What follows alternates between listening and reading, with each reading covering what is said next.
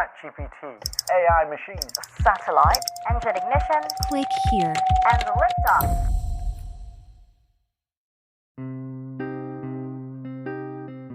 I'm Dina Temple-Raston, and this is Click Here's Mic Drop, a deep dive into one of our favorite interviews of the week. If you've driven around LA or San Francisco recently, you may have seen a white SUV gliding through intersections, making turns and stopping politely at crosswalks. And then you notice something unnerving. No one's behind the wheel. Autonomous vehicles have arrived in Atlanta, and while you won't see the driver... Denver is the next frontier for Waymo. Driverless cars aren't science fiction anymore. They're rolling out in cities across the country, along with waves of hype. Well, it's finally happening. The robots. They're coming. Look at all these sensors and cameras. Hi, Waymo. Wow, this thing could drive by itself.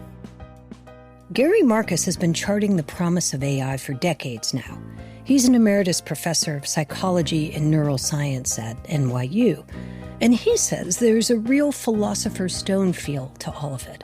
I just imagine the age of alchemy being like, I'm going to turn lead into gold. This is going to be amazing. I mean, think how rich you would be if you could turn lead into gold. And it didn't work this year, but maybe it'll work next year. And that's the thing. Gary says the hype-filled headlines are so dazzling, we're a little blinkered about how driverless cars are really doing.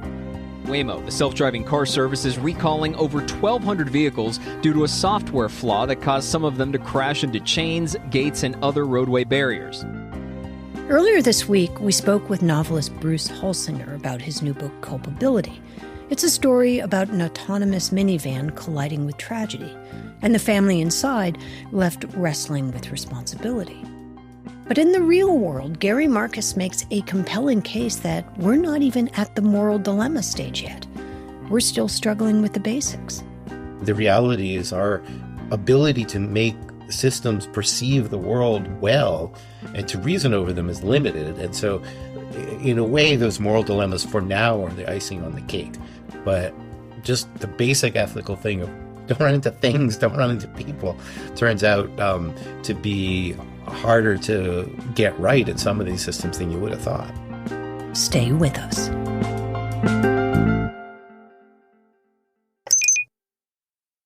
This show is supported by Odoo. When you buy business software from lots of vendors, the costs add up and it gets complicated and confusing. Odoo solves this. It's a single company that sells a suite of enterprise apps that handles everything from accounting to inventory to sales. Odoo is all connected on a single platform in a simple and affordable way. You can save money without missing out on the features you need. Check out Odoo at odoo.com. That's odoo.com.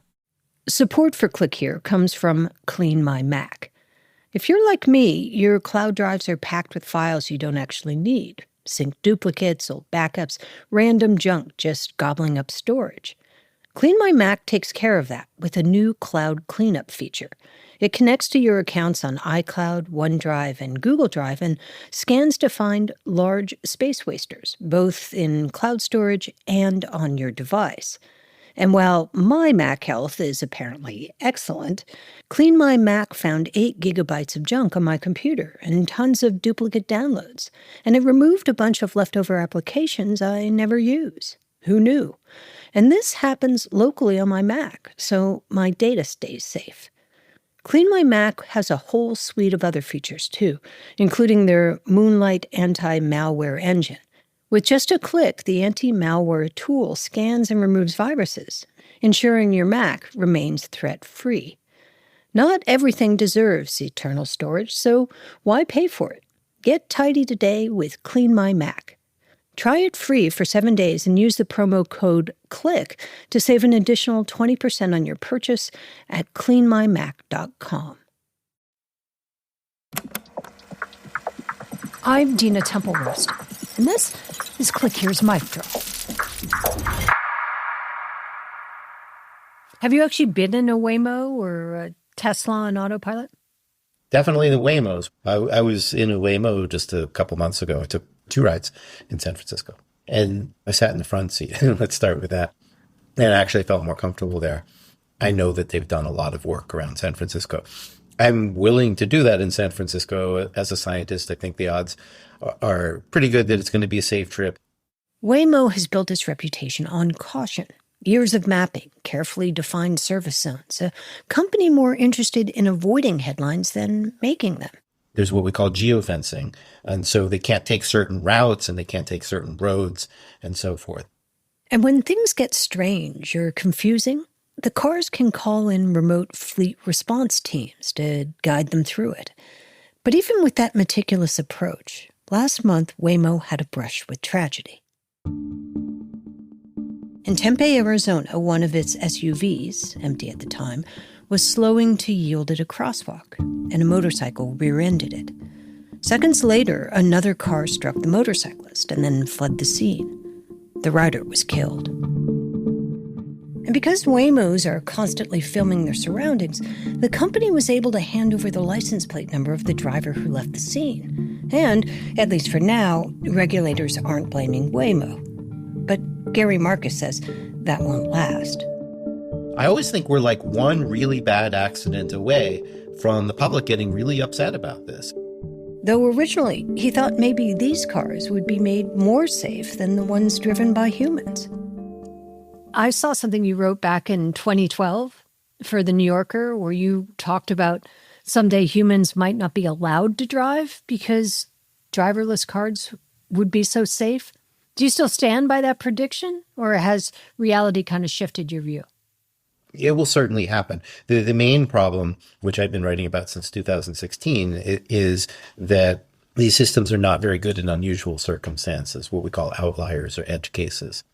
Edge cases, like what happened at this airfield. My favorite example of this is that Tesla was at an airplane trade show. Someone summoned it to just drive across the parking lot, and it ran straight into a $3.5 million jet. You can watch it on YouTube. And you can. As slapstick music blares, a Tesla drives nose first into a jet, T-bones it. These systems train on neat, predictable worlds, driveways, suburban streets. So when they encounter something unexpected, like a jet plane in their path, they just didn't know what to do. And that reminds us that these systems are basically a kind of glorified regurgitation machine, kind of copying circumstances they've seen and not necessarily having a deep analysis. In other words, Gary says these cars don't really understand the road. They're just replaying patterns they've seen before. And driving in San Francisco, as hectic as it may get, it's nothing like driving in Mumbai. If you said, okay, now we're going to take you over to Mumbai, we're going to stick you in a Waymo, I'd be like, no way. Because they have not done the same work there. The data or the traffic patterns are different. They're probably not even going to understand what a rickshaw is. Like, it's going to be a big mess. The problem isn't just coding limitations. It's also in misleading vocabulary. I hate the fact that they call it autopilot, right? Autopilot suggests that you don't need to pay attention. The lay sense of autopilot sure sounds like, hey, it's going to take me from point A to point B, and I can check my email or play video games or just fall asleep. But that's just not the case. Not yet, anyway. Right now, driverless cars still need passengers to be the equivalent of a driver's ed teacher, alert and ready to take over the controls in case of emergency. The fact is you have a car that is making decisions based on software. At the current level of technology, you have a human driver who's obligated to pay attention to what the car is doing. You have the reality that human beings tend to tune out after a while. And so they will tend, unfortunately, to give too much trust in the machines.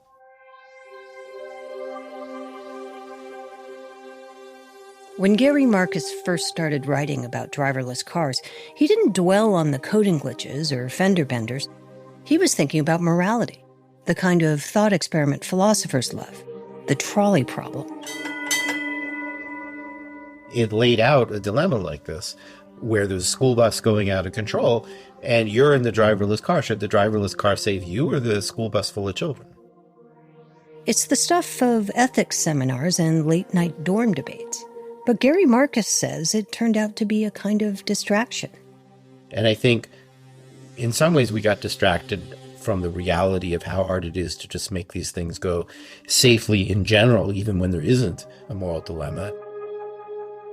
When we come back, lawmakers have been largely silent, and what that vacuum means for the road ahead.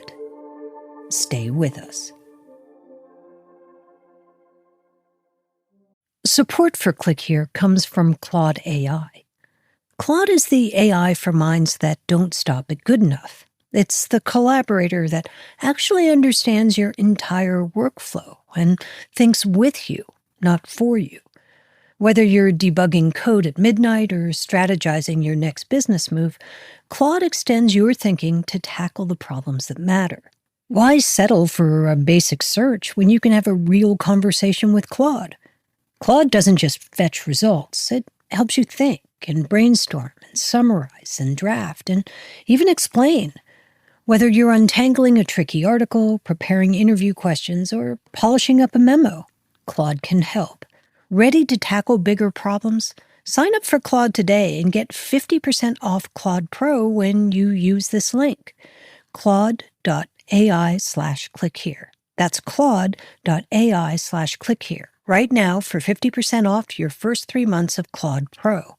And that includes access to all of the features mentioned in today's episode. Claude.ai/clickhere. There's a lot going on right now. Mounting economic inequality, threats to democracy, environmental disaster, the sour stench of chaos in the air. I'm Brooke Gladstone, host of WNYC's On the Media. Want to understand the reasons and the meanings of the narratives that led us here, and maybe how to head them off at the pass? That's On the Media's specialty. Take a listen wherever you get your podcasts.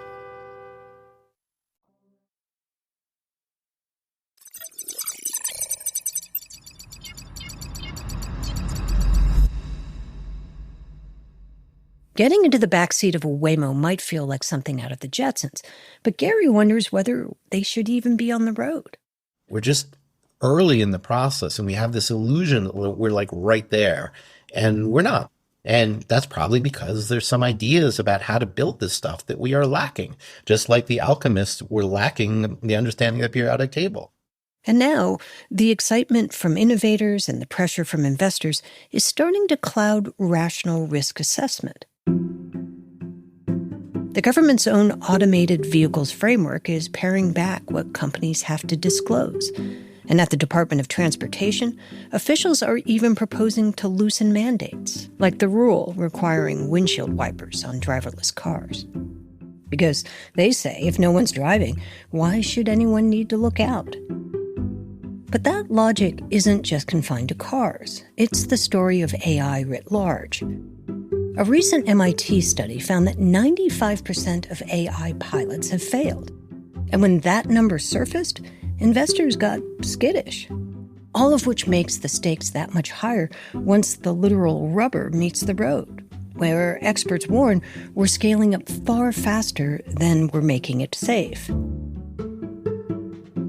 The message from Silicon Valley, which I think is very short-sighted, is don't regulate us at all or we won't be able to make progress. And the reality is you have historical examples like trains where people didn't want to get on the trains until there was some regulation. And people should be actually pretty leery of driverless cars. None of this has stopped companies from trying to cash in on the hype. Uber just announced a new robo-taxi partnership with Lucid, set to launch next year. I think that the last decade has almost been drowning in hype. And we've mostly been talking about driverless cars. These days, I mostly think about large language models, and it's kind of the same story there, where there's just constant hype about these things, and the hype isn't really true. Though every now and then, the hype and the reality are so mismatched, it's impossible to ignore. Take the recent release of GPT-5. ChatGPT-5 is the worst model ever. GPT-5 is horrible. Users were saying the new model felt dumber, more robotic, and straight up less helpful than before.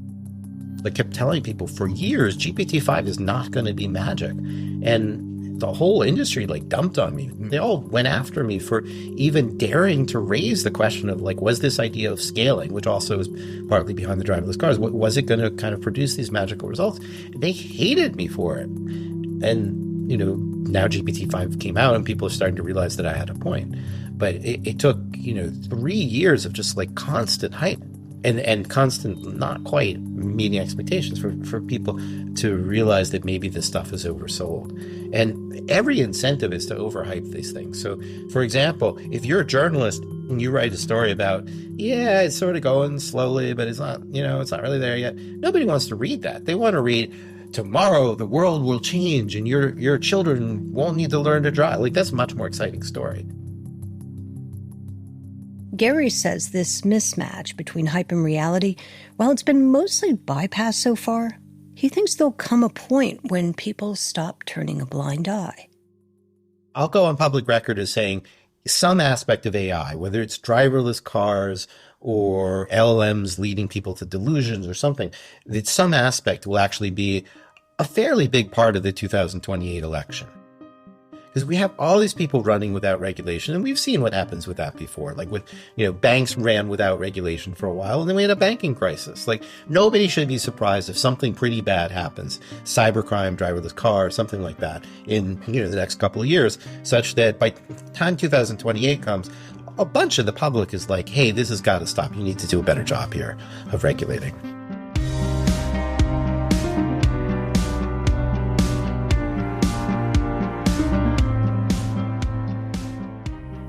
From Recorded Future News, this has been Click Here's Mic Drop. It was written and produced by Megan Dietrich, Sean Powers, Erica Gaida, Zach Hirsch, Lucas Riley, and me, Dina Temple-Rest. It was edited by Karen Duffin. We'll be back on Tuesday with an all-new episode of Click Here. Have a great weekend.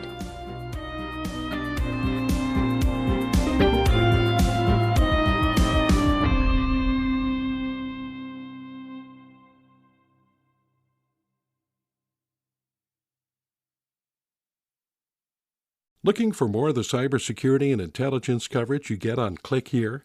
Then check out our sister publication, The Record, from Recorded Future News. You'll get breaking cyber news from reporters in New York, Washington, London, and Kyiv, among others. And you'll see for yourself why it attracts hundreds of thousands of page views every month. Just go to therecord.media.